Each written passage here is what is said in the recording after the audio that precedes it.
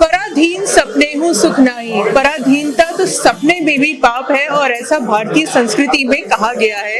And we have none other than Mr. TV Nagendra Prasad, who is the Consul General of India in San Francisco, who is celebrating the 75th AMRIT Mahotsav or the Indian Independence Day. A big congratulations to you, sir, for putting up such a wonderful event here at Amber India Restaurant in Los Altos. And what's your message today for the viewers? Thank you very much and then I would like to extend my warm greetings to all the YoIndiaTV viewers on this auspicious occasion of 75th India's Independence Day. We are going to celebrate this particular 75th year as Azadi Ka Amrit Mahotsav throughout the year, and then we expect everyone to be working towards spreading Indian culture, supporting India's growth from this soil. Once again, I wish you all good health and prosperity during this year. Thank you very much. Today we are having this particular session because India lives in its villages. Gandhiji said, and then we continue to say. And Professor Solomon Darwin has been associated with smart villages, and he has been doing great work on that, and then he's associated with our Niti Aayog in developing schemes, etc., which he will be explaining to us. When you want to scale, you need just like a beehive. No one has to force bees to go to flowers. They do it naturally. So when you create an ecosystem that has traction, when people go because they are deriving value and creating value, once you show that, once you create one or two models, then everybody else does it. And that's how you scale it. And for example, one of the things that I found in villages, women teach other women. Once a lady sells a sari, she tells 10 other ladies how to do it.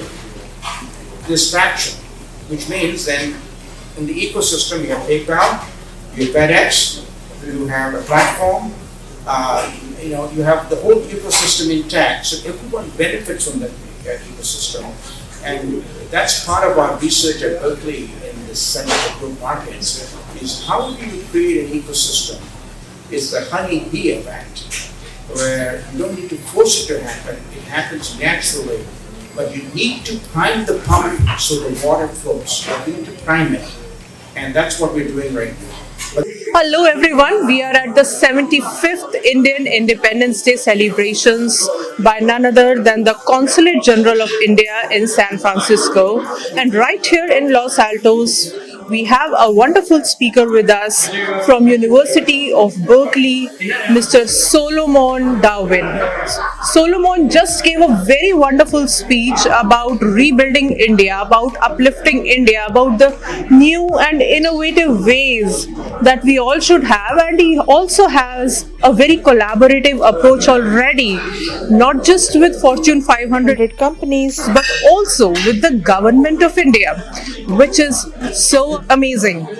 And you know what, when I was hearing his lecture, I just felt that he has taken the latest and the greatest agile style. He believes in continuous improvement, continuous deployment, he believes in innovation, he believes in scalability, and he wants to get rid of the traditional methods. So he is applying the agility at the economy level, not just in India but in different countries.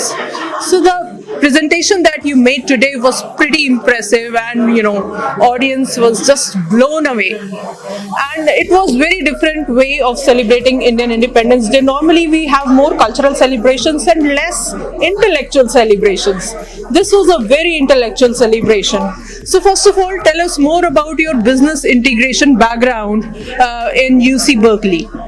Yes, at UC Berkeley, I run a center called, I'm the director of the Center for Corporate Innovation. This is about 50 Silicon Valley companies that meet regularly we have been meeting for about 16 years on how we make the business models grow, innovative, and also deliver value to people around the world.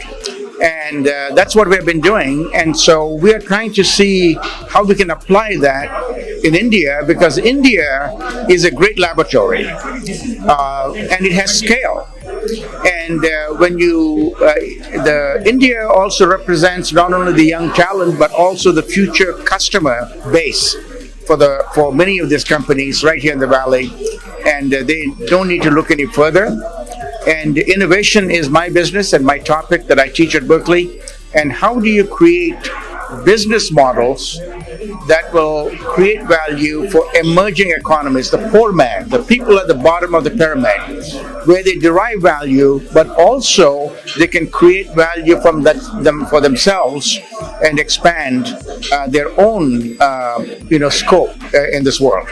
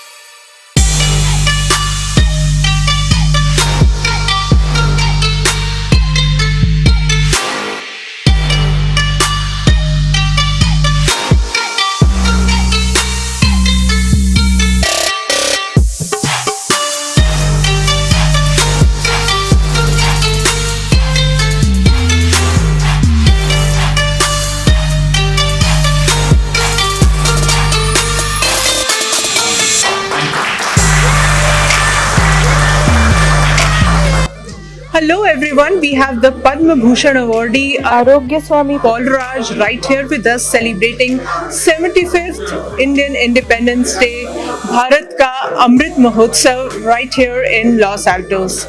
Welcome sir to YoIndiaTV with me Jasleen Khanuja. It's a beautiful occasion and it's our honor that you are gracing this occasion.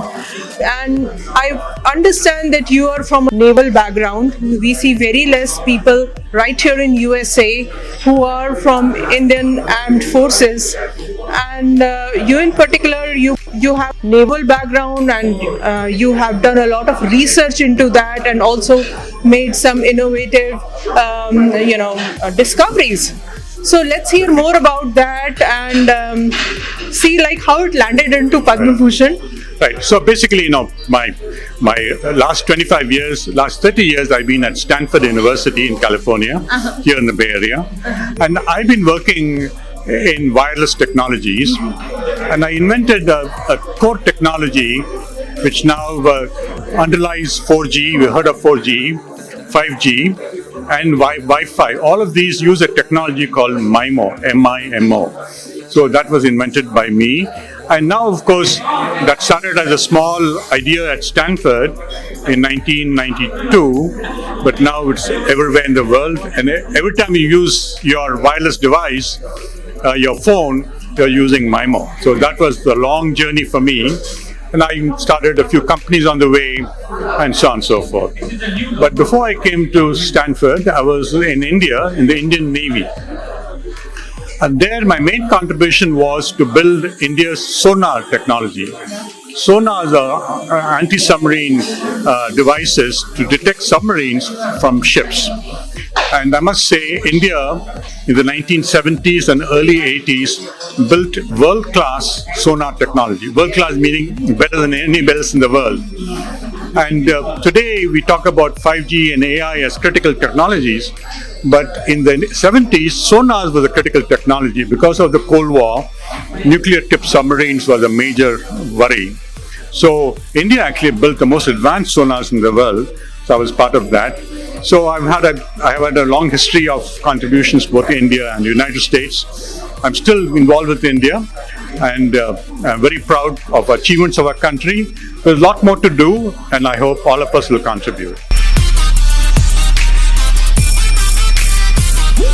Where the mind is without fear and the head is held high, where the knowledge is free, where the world has not been broken up in fragments by narrow domestic walls, where the words come out from the depth of truth, where the tireless striving stretches its arms towards perfection, where the clear stream of reason has not lost its way into the dreary desert sand of dead habit, where the mind is led forward by thee into ever widening thought and action, into that heaven of freedom, my Father, let my country awake.